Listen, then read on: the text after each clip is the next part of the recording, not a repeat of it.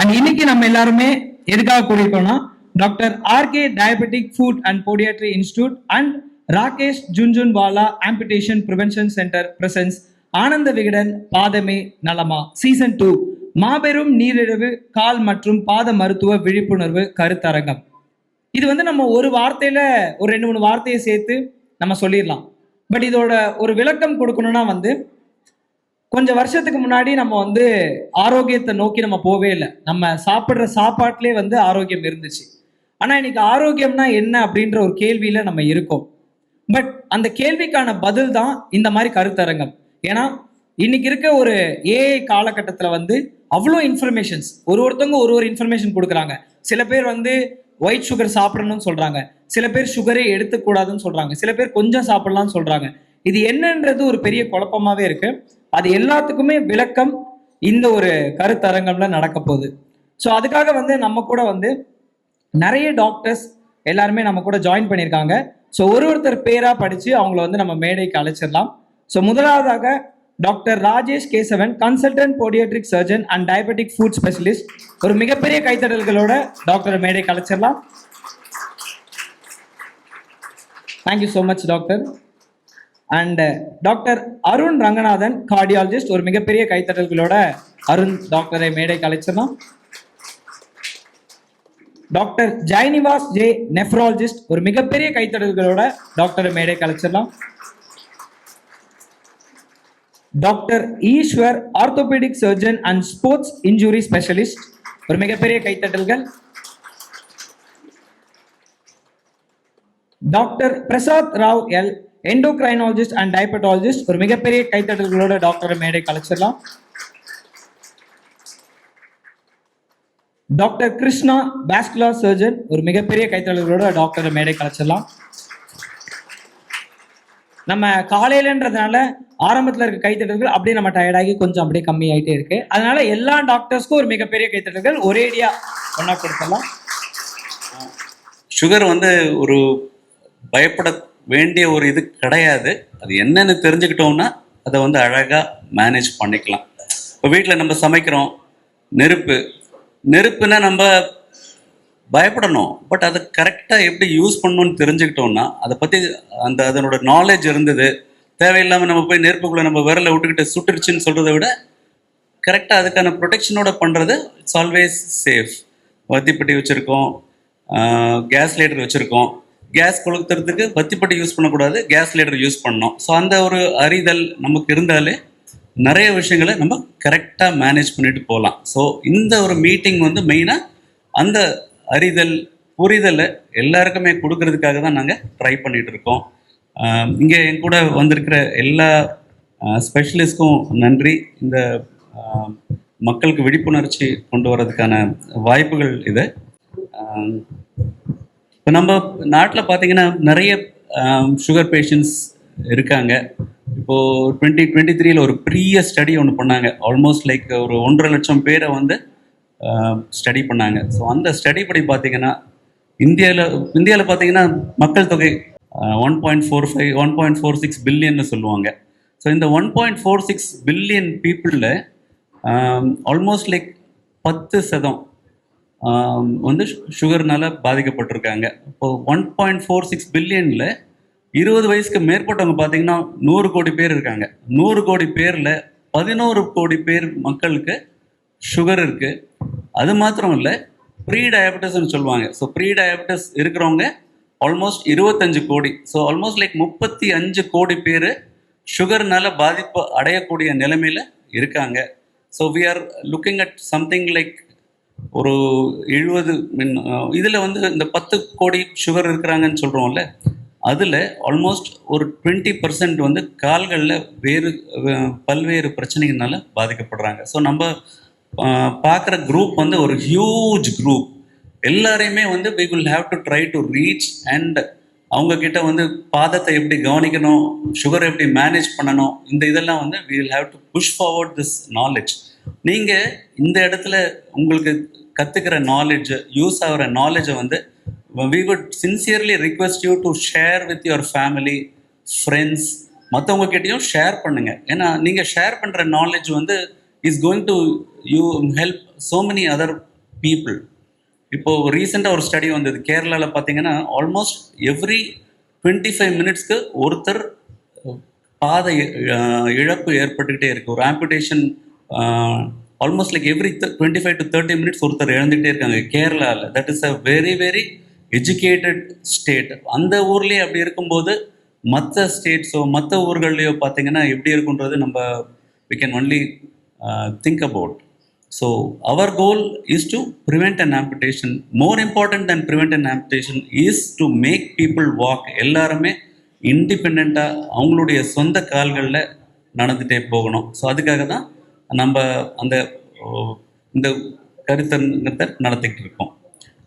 So first I think I will start with our endocrinologist doctor Prasad Rao sir. முதல்ல எண்டோக்ரினாலஜின்னு சொல்லிட்டு இருப்போம் இல்லையா.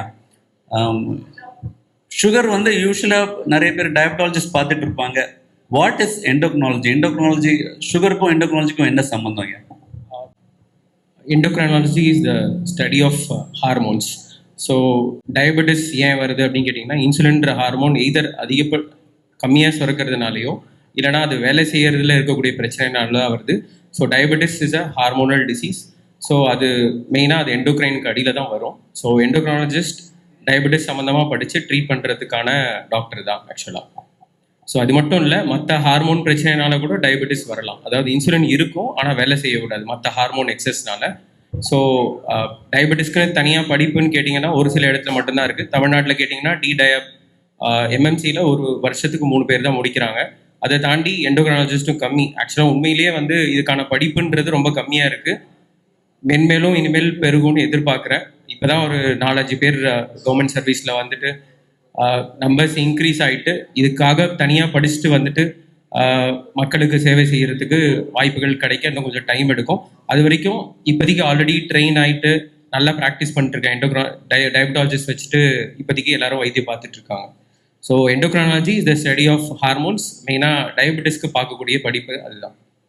ப்ரீ டயபெட்டிஸ்னா என்ன? ப்ரீ டயபெட்டிஸ்னு வரும்போது டஸ் இட் ஈவன் நீங்கள் அதை பற்றி கவலைப்படணுமா? தேவையை அதை பற்றி தெரிஞ்சுக்கிறதுக்கு? Yes sir. டயபெட்டிஸ்க்கு முதல்ல டெஃபினேஷன் உண்டுங்க. நார்மல் சுகர் லெவல் நமக்கு தெரியணும். அதாவது 100க்குள்ளே இருக்கும் ஃபாஸ்டிங்கில். சாப்பிட்ட பிறகு 140க்குள்ளே இருக்கும். ஆனால் டயபெட்டிஸ்க்கு நம்ம தனி கட் ஆஃப் வச்சுருக்கோம். அதாவது ஃபாஸ்டிங் 126 ஆர் அபவ் இருந்தால் அது டயபெட்டிஸ் சொல்லுவோம். இல்லை சாப்பிட்ட பிறகுன்னு சொல்லாமல் ரேண்டம் சொன்னோன்னா 200க்கு மேலே இருக்கும். ப்ளஸ் கொஞ்சம் சிம்டம்ஸ் இருக்கும்போது லைக் ஆஸ்மோட்டிக் சிம்டம்ஸ் சொல்லுவோம். அதிகப்படியாக யூரின் போகிறது, நிறைய சாப்பிடணும்னு தோன்றது, நிறைய தண்ணி குடிக்கிறது, வெயிட் லாஸ் ஆகிறது, இதெல்லாம் வந்து டயபெட்டிஸோட ஆஸ்மாட்டிக் சிம்டம்ஸ். ஸோ சுகர் 200க்கு மேலே இருக்குது ஒரு பாயிண்ட் ஆஃப் டைம். அண்ட் இந்த மாதிரி சிம்டம்ஸ் இருக்கும்போது அதை டயபெட்டிஸ்ன்னு எடுத்துக்கலாம். இதை தாண்டி 3 months ஆவரேஜ் HbA1c 6.5க்கு மேலே இருந்தால் டயபெட்டிஸ் சொல்லலாம். அடுத்து ஓஜிடிடி. இது 3துலேயும் நம்மளால் கண்டுபிடிக்க முடியல. இடைப்பட்ட லெவலில் இருக்காரு, நார்மலை விட ஜாஸ்தி. ஆனால் இந்த டயக்னோசிஸில் வரல அப்படின்னா அந்த நேரத்தில் நம்ம ஓஜிடிடி பண்ணுவோம். ஒரு 75 கிராம் குளுக்கோஸ் கொடுத்துட்டு செக் பண்ணிவிட்டு அதுக்கு தனி கட் ஆஃப் இருக்குது, சுகர் இருக்கா இல்லையான்னு தெரிஞ்சுக்கலாம்.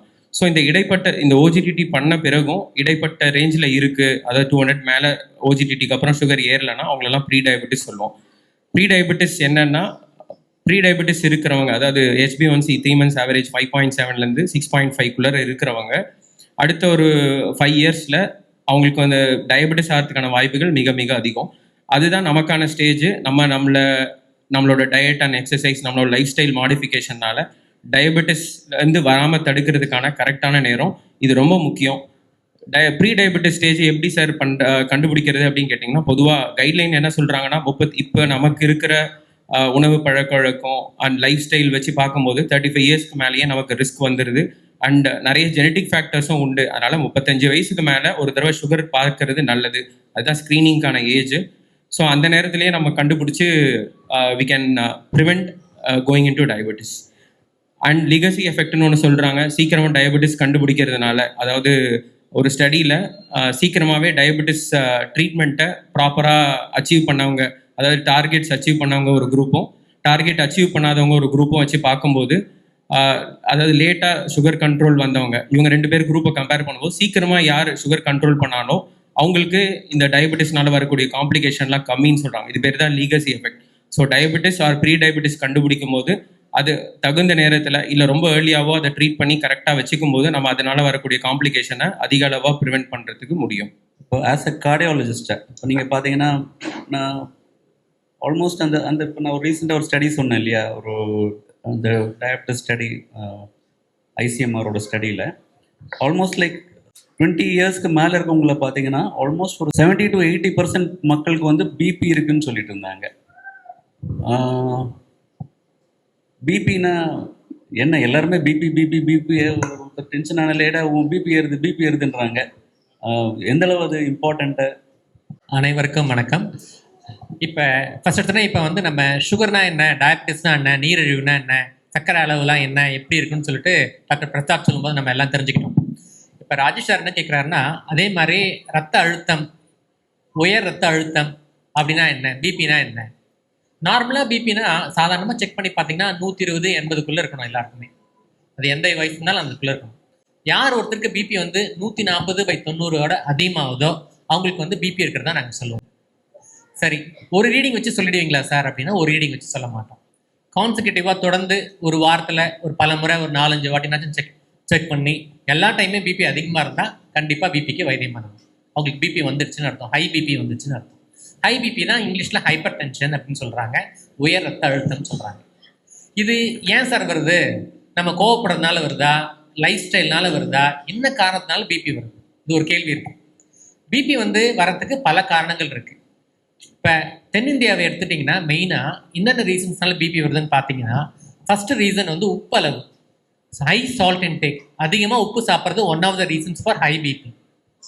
செகண்ட், உடல் பருமன், வெயிட் ஜாஸ்தியாக பிபி வேல்யூஸ் தானாகவே ஜாஸ்தியாகிடும். உடல் பருமனான பிபி ஜாஸ்தி ஆகிடும். இது செகண்ட் ரீசன். தேர்ட் ரீசன் என்ன பார்த்தீங்கன்னா, ஜென்ரலாகவே ஜெனட்டிக் ப்ரீ டிஸ்பொசிஷன் ஒன்று இருக்குது. ஆக்சுவலாக ரூல் ஆஃப் அப்படின்னு ஒன்று சொல்லுவோம். இப்போ அப்பா அம்மாவுக்கு ஒரு பிபி இருக்குது அப்படின்னா அந்த குழந்தையில 4 குழந்தை இருக்குன்னா 2 குழந்தைக்கு பிபி வர்றதுக்கு சான்ஸ் இருக்குது. ஸோ ஜெனட்டிக் ப்ரீ டிஸ்பொசிஷன் ஒரு காரணம் இருக்குது. ஸோ பிபிக்கு இது மாதிரி பல்வேறு காரணங்கள் இருக்குது. ஸோ பிபின்னு ஒன்று கண்டுபிடிச்சிட்ட பிறகு அதுக்கு கட்டாயம் மாத்திரை போடணுமா? நான் மாத்திரை போய் போடுறதுக்கு என்ன, மாத்திரை ஸ்டார்ட் பண்ணால் லைஃப் லாங் மாத்திரை போடணும், எப்படி சார் போடுறது? ஒரு மாதிரி ஒரு நம்மளுக்குள்ள ஒரு நெருடல் இருக்குது, எப்படி சார் போடுறது அப்படின்னு இருக்கு. ஆன்சர் என்னன்னு பார்த்தீங்கன்னா, நீங்கள் எந்த கட்டத்தில் இருக்கீங்க, எப்படி பண்ணணுன்றதான் அது இருக்குது. உதாரணத்துக்கு பிபி ஒருத்தர் போய் பார்க்குறீங்க, 180 100 இருக்குன்னு வச்சுக்கோங்களேன். அவங்களுக்குலாம் வெயிட் பண்ணுவீங்களா சார்? வெயிட் பண்ண மாட்டோம். அது வந்து ஹைப்பர்டென்சிவ் எமர்ஜென்சி, ஹைப்பர்டென்சிவ் அர்ஜென்சின்னு கேட்டகரிக்கு போயிடுவாங்க. ஸோ அவங்களுக்குலாம் அந்த நேரத்தில் கட்டாயம் வைத்தியம் பண்ணணும். ஏன் பிபி ஃபோக்கஸ் பண்ணணும்னா, அது மாதிரி ஹை பிபி போச்சுன்னா மூளையில் போகிற ரத்த குழாயில் வெடிப்பு ஏற்பட்டு ஸ்ட்ரோக் வந்துடும். இதுதான் main one of the reasons. So அதை நம்ம அட்ரஸ் பண்ணணும். ஸோ நான் அந்த முன்னாடி ஒரு கேள்வி கேட்டேன்ல, மாத்திரை பற்றி சாப்பிடணுமா, சாப்பிட வேணாமா, சாப்பிடாமல் இருக்க முடியுமா அப்படின்னா, ஃபஸ்ட்டு வாழ்க்கை முறை மாற்றங்கள் கொண்டு வரணும். வாழ்க்கை முறை மாற்றங்களில் ஒரு 4-5 முக்கியமான பாயிண்ட் இருக்குது. ஃபஸ்ட்டு பாயிண்ட், ஸ்ட்ரெஸ் குறைக்கணும். எல்லாத்தையும் ஈஸியாக எடுத்துக்கிற மனோபாவம் வேணும். இது மாதிரி இருந்தாலே பாதி பேருக்கு பிபி குறையும். செகண்ட், உணவு முறை மாற்றங்கள். அதிகமாக வெஜிடபிள்ஸ் சாப்பிட்ணும், அதிகமாக கொஞ்சம் ஃப்ரூட்ஸ் சாப்பிட்ணும், கார்போஹைட்ரேட் கம்மியாக சாப்பிட்ணும், உப்பு கம்மியாக சாப்பிட்ணும். ஸோ இந்த ஆங்கிள் போனாலும் பிபி குறைக்கலாம். தேர்ட், கண்டிப்பாக எக்ஸசைஸ் பண்ணணும். எக்ஸசைஸ் பண்ணாலும் பிபி குறையும். ஆக்சுவலாக அதிகமாக பிபி இருக்கும்போது அதிகமாக எக்ஸசைஸ் பண்ணக்கூடாது. பட் பிபி கண்ட்ரோல் பண்ணுறதுக்கு we should do exercise. General recommendation வந்து ஒரு நாளைக்கு 30 minutes walking, at least 5 days in a week போகணும். 4வது வெரி முக்கியமான பாயிண்ட், வெரி இம்பார்ட்டன்ட் பாயிண்ட் என்னன்னு பார்த்தீங்கன்னா ஸ்லீப். இப்போ மாடர்ன் கேஜெட்ஸ் வர்றதுனால எல்லாரும் ஃபோனே பார்த்துட்டு இருக்காங்க. முன்னாடிலாம் டிவி வந்துச்சு, அந்த ப்ரோக்ராம் முடிஞ்சிச்சுன்னா முடிஞ்சிச்சு. இப்போ அப்படி இல்லை, ஃபோனை கண்டினியூஸாக பார்க்குறாங்க. நைட்டில் வந்து யூடியூபு, லாட் ஆஃப் ஆப்ஸ் இதெல்லாம் பார்த்துட்டே இருக்காங்க. ஸ்லீப் வந்து 6 to 8 hours சவுண்ட் ஸ்லீப் வேணும். 6 to 8 hours சவுண்ட் ஸ்லீப் பண்ணால் கண்டிப்பாக வந்து நம்ம நர்வஸ் சிஸ்டம் வந்து காம் டவுன் ஆகும், பிபி தானாக குறையும். ஸோ இது மாதிரி சில வாழ்க்கைனாக்கா பிபி நல்லா குறைக்கலாம்.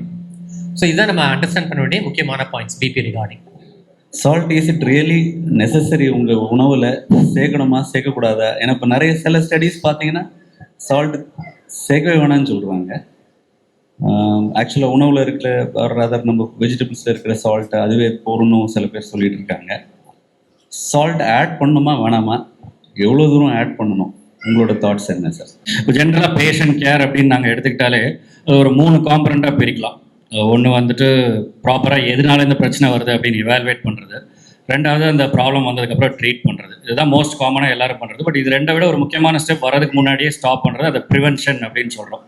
டு பி ஹானஸ்ட் இன்னைக்கு இருக்கிற பிஸி லைஃப் ஸ்கெடியூலில் வந்துட்டு இந்த எவாலுவேஷன் அண்ட் ட்ரீட்மெண்ட் அப்படிங்கிற கான்செப்டில் தான் எங்கள் சைட்லையுமே ஃப்ரம் டாக்டர்ஸ் பெர்ஸ்பெக்டிவ் ஆல்சோ ரொம்ப ஃபோக்கஸ்டாக இருக்கும். அந்த ப்ரிவென்ஷன் அப்படிங்கிறது பண்ணுறதுக்கு நேரம் இல்லாத காரணத்தினால நாங்கள் அந்தளவுக்கு அதை கான்சன்ட்ரேட் பண்ணுறதில்லை. It's a honest truth from myself and other doctors as well.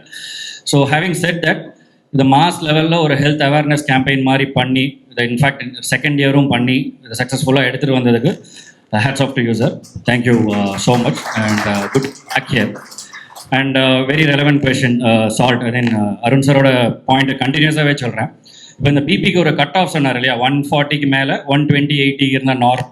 In fact நீங்கள் ஒரு டூ பாப்புலேஷன் இப்போ ஒரு அந்தமானில் இருக்கிற ஒரு ஐலாண்டில் அங்கே இருக்கிற ட்ரைப்ஸ்லலாம் போய் பிபி பார்த்தீங்க அப்படின்னாக்க அவங்களுடைய மெஜாரிட்டி ஆஃப் த பீப்புள் இன்னும் கம்மியாக இருக்குது பிளட் ப்ரெஷர். எவ்வளோ அப்படின்னு பார்த்தீங்கன்னா அவங்களோட பாப்புலேஷனில் நார்மல் லெவல் பார்த்தீங்கன்னா 90, 100 இந்த ரேஞ்சில் தான் இருக்குது.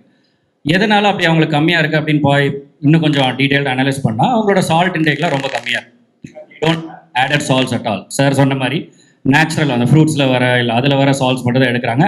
ஆடட் சால்ட்ஸ்ன்ற கான்செப்டே கிடையாது. ஸோ அவங்களுக்கான எவல்யூஷன் அவங்களோட பிளட் ப்ரெஷர் லெவல் நார்மல் கம்மியாக இருக்குது. So yes, salt intake is directly related to the blood pressure level and moderation-ஓட எடுத்துக்கணும். அதுதான் மோஸ்ட் இம்பார்ட்டன்ட் டேர்ம். அதாவது சுத்தமாக உப்பே இல்லாமலும் எடுத்துக்கக்கூடாது, தேவைக்கு அதிகமான அளவு எடுத்துக்கூடாது. ஸோ இந்த ஆடட் சால்ட்ஸ் அப்படிங்கிறத கட் பண்ணணும். So most of the healthy பீப்புளுக்கு எந்த அளவுக்கு சால்ட் ரெக்கமெண்ட் பண்ணுறோம் அப்படின்னா பெர் டே ஒரு 5 to 6 grams ஆஃப் சால்ட் தான். ஆனால் டிப்பிக்கலாக நம்மளோட சவுத் இந்தியன் மீலில் ஒரு நாளைக்கு எவ்வளோ சால்ட் இருக்கலாம்னா 10 to 15 grams வரை இருக்கலாம். That is what is our typical South Indian மீலோட குவான்டிட்டி. ஏன்னா ஆடட் சால்ட்ஸ் நிறையா, நம்ம நிறைய பேர் சாதத்தில் உப்பு போடாமல் வடிச்சிருவோம். பட் அதுக்கப்புறம் பார்த்தீங்கன்னா இந்த பக்கம் அப்பளம் போகும், இந்த பக்கம் ஊறுகாய் போகும், எல்லாத்துலேயுமே அடிஷனலாக இருக்கும். And all the process foods today we are in இந்த ஃப்ரெஞ்ச் ஃப்ரைஸ் ஆகட்டும் சரி, burger or any process food, it is all rich with salt. So இந்த ஆடட் சால்ட் காம்பனண்ட்டை கட் பண்ணிவிட்டு யூஸ்வலாக நம்ம ஹெல்த்தியாக குக் பண்ணுற சால்ட் அளவுக்கு எடுத்துக்கிட்டாலே நம்ம அதில் மாடரேஷன் லெவலில் வச்சுக்க முடியும். எந்த ஸ்பெசிஃபிக்கான உப்பு, இந்த மாதிரி ஸ்பெஷல் உப்பு ஹிமாலயாஸ்லேருந்து வருது பிங்க் கலர், நத்திங். எந்த சால்ட் எடுத்துக்கிட்டிங்கனாலும் சரி அளவோட மாடரேஷனோட எடுத்துக்கிட்டிங்கன்னா not just in blood pressure, பல உறுப்புகள் I think will be discussing all எல்லா உறுப்புகளுக்குமே அது மோர் தென் ப்ரொடக்டிவாக இருக்கும். So moderation is a keyword for a healthy person. Usually around 5 to 6 grams of salt per day is more than adequate. அதை விட கம்மியாகவும் ரொம்பவும் எடுத்துக்கூடாது, ரொம்ப ஜாஸ்தியாகவும் எடுத்து. சார் இப்போ 5 to 6 grams சொல்கிறீங்க. அப்போ நான் எப்படி நான் வெயிங் மிஷின் வச்சுட்டு பார்த்துட்டா சார் வைக்க முடியும்? சொல்லுங்க. தேவையில்லை சார். நம்ம கிச்சன் டீஸ்பூன், யூஸ்வல் டீஸ்பூன் தழும்புற அளவுக்கு எடுத்திங்கன்னா தட் இஸ் 5 grams. அவ்வளோதான். ஒரு சிட்டிக்கு எடுத்திங்கன்னா 1 gram ரஃப்லி. பட் பெரிய கை வச்சு எடுத்திங்கன்னா நிறையா வரும். ஸோ அந்த அளவுக்கு உள்ளே போக வேண்டாம். பட் ஒரு கிச்சன் டீஸ்பூன் தழும்புற அளவுக்கு எடுத்திங்கன்னா that is 5 grams of salt. So that is a rough way to calculate. இப்போ நீங்கள் பார்த்தீங்கன்னா அந்த ஊறுகாய் எடுத்துக்கிறாங்க, அப்பளம் எடுத்துக்கிறாங்க, அதெல்லாம் வந்து பயங்கர சால்ட் ரிச் ஃபுட்ஸ். அப்சல்யூட்லி. அதை பற்றின தாட்ஸ் என்ன? அதான் சார் சொன்னேன். கண்டிப்பாக அது அதுக்காக நம்ம எல்லாரையும் அப்பளம் சாப்பிடாதீங்க, ஊறுகாய் சாப்பிடாதீங்க நம்ம மக்கள்கிட்ட சொல்லவே முடியாது. அட்லீஸ்ட் உங்களுக்கு ஒரு ப்ராப்ளம் வருது, உங்களுக்கு ஒரு ஹெல்த் இஷ்யூஸ் இருக்குது அப்படின்னா ஸ்பெசிஃபிக்கான ஐட்டம். ஸோ இங்கே வந்து ஜென்ரலாக எல்லாருக்கும் இது பொருந்தது அப்படின்னு என்னால் அட்வைஸ் கொடுக்க முடியாது. பட் லெட்ஸ் சே உங்களுக்கு ஆல்ரெடி ஒரு பிளட் ப்ரெஷர் இருக்குது, இல்லை உங்களுக்கு ஒரு கிட்னி ப்ராப்ளம் இருக்குது, ஒரு ஹார்ட் ப்ராப்ளம் இருக்குன்னா கண்டிப்பாக சால்ட் லெவலை இன்னும் குறைக்க சொல்லுவோம். ஒரு நாளைக்கு ஒரு 3 grams எடுத்தால் போதும்னு சொல்லுவோம். அந்த மாதிரி மக்கள்லாம் டெஃபினட்டாக இந்த ஆடட் ப்ராசஸ்ட் ஃபுட்ஸில் இருக்கிற இதை அவாய்ட் பண்ணிக்கிறது பெட்டர். அது சால்ட் ஆகட்டும் சரி, இல்லை எனி ஃபார்ம் ஆஃப் ப்ராசஸ் ஃபுட்டாக இருக்கட்டும் சரி, அதெல்லாம் அவாய்ட் பண்ணிக்கிறது better. But otherwise for healthy people every now and then ஊறுகாய் சாப்பிடாம நம்மளால் இருக்க முடியாது, உப்பு இல்லாமல் நம்மளால சாப்பிட முடியாது. இட் இஸ் அப்புறம் எதுக்கடா இருக்கணும் அப்படின்னு கேட்பீங்க. So that is also there. But again அந்த வேர்ட் நான் என்ன சொல்வேன்னா அந்த மாடரேஷன். உங்களுக்கு உங்கள் டாக்டர் ஸ்பெசிஃபிக்காக என்ன லெவல் அட்வைஸ் பண்ணியிருக்காங்க, there will be a certain group of people அவங்க நாங்கள் வேண்டவே வேண்டாம், ஊறுகாவே எடுக்காதீங்க, அப்பளமே எடுக்காதீங்கன்னு கூட சொல்லியிருப்போம். So in that group of people it is better to avoid all this.